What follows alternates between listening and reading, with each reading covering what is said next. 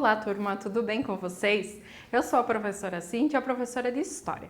Hoje nós vamos para a aula número 49 do 8º ano e o assunto é imperialismo na África. Para o desenvolvimento desse assunto, temos alguns objetivos. Especificar o imperialismo na África, determinar o que foi a Conferência de Berlim, países que fizeram parte e os combinados da mesma. Distinguir as políticas de ocupação da África, de assimilação e de diferenciação. Expor aspectos do domínio de territórios africanos pelos franceses, portugueses, belgas e também alemães. Materiais para a aula de hoje: livro didático de História, caderno de História para as anotações e realização da atividade, assim como lápis, caneta e borracha. Vamos continuar com essa aula. Até meados do século XIX, a presença de europeus, tanto no continente africano como também no asiático e também no americano, se limitava a algumas feitorias. No caso do africano, mais a questão das feitorias e colônias no litoral. Nos demais, também tinha a questão até do comércio, entre outras situações. O restante do continente já encontrava-se sob o poder das próprias sociedades africanas, que eram governadas por reis, imperadores ou até mesmo por conselhos de anciãos, que eram as pessoas mais velhas, consideradas as mais sábias. O cenário mudou no final do século XIX, pensando ali 1870, 80, por aí, quando quase todo o continente africano, com exceção da Etiópia e da Libéria, passou para as mãos das potências europeias como parte do processo de expansão imperialista. Em busca do quê? 3 M's: matéria-prima, mão de obra, mercado consumidor. A definição das regras para a partilha da África entre as principais potências da Europa ocorreram entre 1884 e 1885 em Berlim. Nela reuniram-se representantes de alguns países: Grã-Bretanha, Alemanha, França, Portugal, Bélgica, entre outros países. A chamada Conferência de Berlim acontece em 28 de fevereiro de 1885, na cidade de Berlim, na Alemanha. Ela teve por objetivo, então, combinar as regras e condições favoráveis para a ocupação do continente africano. Como é que funcionava? Quais são os combinados da Conferência de Berlim? Permissão para livre navegação nas bacias dos rios Congo e Níger, que eram importantes vias de penetração no continente. Permissão para o livre comércio na bacia do Rio do Congo. Uma nação europeia só teria o direito a um território africano se comunicasse a sua ocupação para as outras nações e encaminhasse ainda para a área uma autoridade do seu país para manter a ordem ali na região. Reconhecer o Estado Livre do Congo como propriedade particular do rei Leopoldo II da Bélgica.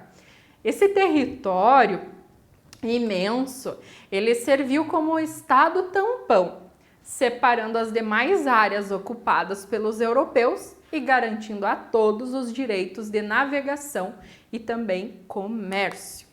A partilha da África não aconteceu na Conferência de Berlim, como muito se tem falado, e muitos livros a gente fala sobre. A África ela foi partilhada entre as potências europeias nos anos que se seguiram à conferência, tá? Sobre a ocupação da África, na maior parte dos casos foi extremamente violento. Os colonizadores estabeleceram um chamado confisco das terras férteis dos africanos, tiraram para si todas as terras que poderiam gerar frutos. Houve a utilização da mão de obra africana na agricultura, também no extrativismo, ou seja, na retirada das riquezas, e na construção de obras que facilitassem o escoamento dos produtos até o litoral para serem embarcados para a Europa. Duas políticas coloniais também foram aplicadas no continente africano, a de assimilação e a de diferenciação. Vamos então reconhecer quais as características de cada uma. Assimilação. Essa foi adotada pelos impérios de Portugal, França e também da Bélgica. Qual era a característica? Ela era baseada no ensino da língua da metrópole nas escolas das diversas localidades africanas, assim como também o ensino da religião e da moral cristã e do modo de vida dos europeus, com o propósito de criar entre os africanos uma elite de colaboradores locais. Então, que os africanos assimilassem os costumes dos europeus, a língua dos europeus, facilitando até o contato entre eles. Já a política de diferenciação foi adotada principalmente pela Grã-Bretanha e pela Alemanha. Os colonizadores recorriam a lideranças locais para cuidar da administração colonial e aproveitavam ainda as disputas internas e as estruturas de poder que já existiam no continente africano. As lideranças se tornavam representantes dos colonizadores e defendiam seus interesses nas áreas dominadas. Um exemplo disso é a questão de Ruanda. Até um filme legal para vocês buscarem, Hotel Ruanda, que vai tratar sobre isso. A questão de uma guerra civil que se instaura em Ruanda, em que Tutsis e Hutus, dois grupos extremamente rivais, vão entrar em conflito, facão, qualquer arma que tivessem as ruas. Ruas de Ruanda ficam cheias de corpos e sangue. Assistam para vocês compreenderem um pouquinho melhor e o porquê da não participação de outros países para identificar essa situação ali. O Império Britânico, então, na África, como que aconteceu esse domínio? 1875, a compra da parte egípcia do Canal de Suez, a outra permaneceu como propriedade francesa. O Canal de Suez, de 1869, tinha uma importância bem estratégica. Por quê? Porque ele ligava o Mar Vermelho ao Mar Mediterrâneo. E isso facilitava a navegação e também o comércio entre a África, a Ásia e a Europa. Em 1883, os ingleses, com o objetivo de assegurar seu domínio sobre o canal e afastar ainda a presença francesa, estabeleceram um protetorado no Egito. E também a conquista nos territórios que viriam a ser o Sudão egípcio, a Rodésia, a Nigéria e a África Oriental Inglesa. Em 1902, ainda a conquista da região sul do continente africano.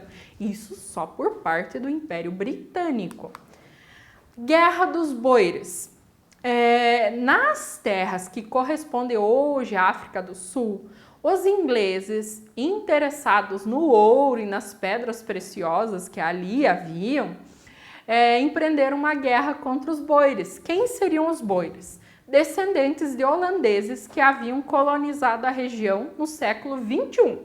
Essa guerra teve início, aliás, no século XX, né? Essa guerra teve início em 1889 e durou até 1902, quando a Grã-Bretanha vitoriosa anexou o território e seus domínios.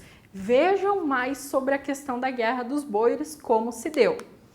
Franceses na África. A partir do estabelecimento de feitorias na costa africana, como a Dakar, atual Senegal, franceses estenderam seu domínio sobre uma área que começava no Oceano Atlântico ao interior, acompanhando o curso do rio Níger e criando então a África Ocidental Francesa. A esses domínios ainda somavam-se a África Equatorial Francesa, que seria a atual Gabão e parte do Congo, e as possessões do norte da África, Marrocos e Tunísia, além da Argélia, onde os franceses já estavam estabelecidos.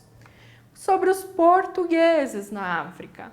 Com base nas antigas colônias que os portugueses já tinham lá do colonialismo, da época das navegações, eles tinham em Angola e também em Moçambique. Portugal reclamou a soberania sobre um território maior e ainda conseguiu, além dessas terras, formaram a Guiné Portuguesa na costa ocidental da África. Sobre os belgas na África. A região equatoriana, vizinha a Angola, boa parte da bacia do rio Congo converteu-se em uma espécie de propriedade particular, para vocês terem uma ideia, do rei belga Leopoldo II, um dos principais envolvidos no Congresso de Berlim e em seus resultados. A colonização dos belgas na região do Congo, ela foi marcada pela extrema violência contra os nativos e pelo desmatamento ambiental com retirada das riquezas da região. Então perceba, o continente africano era extremamente rico por meio de tantos processos de colonização e exploração. Hoje nós temos regiões da África extremamente pobres, que não deveriam estar assim. Sobre os alemães na África, o Estado Nacional Alemão formou-se tardiamente, como a gente viu, 1871. E por isso o país entrou depois desse processo, nessa disputa colonial. Mesmo assim, a Alemanha participou dessa partilha do continente africano, conquistou territórios que deram origem às colônias do Togo e de Camarões, da África Oriental Alemã e também da África do Sudoeste. Na próxima aula, nós vamos identificar algumas ações dos africanos de resistência ao imperialismo, de resistência ao domínio dessas nações europeias. Agora façam atividade com o intuito de revisar esse assunto e também fixar algumas informações. Bons estudos a todos, até a próxima aula, um abraço e tchau!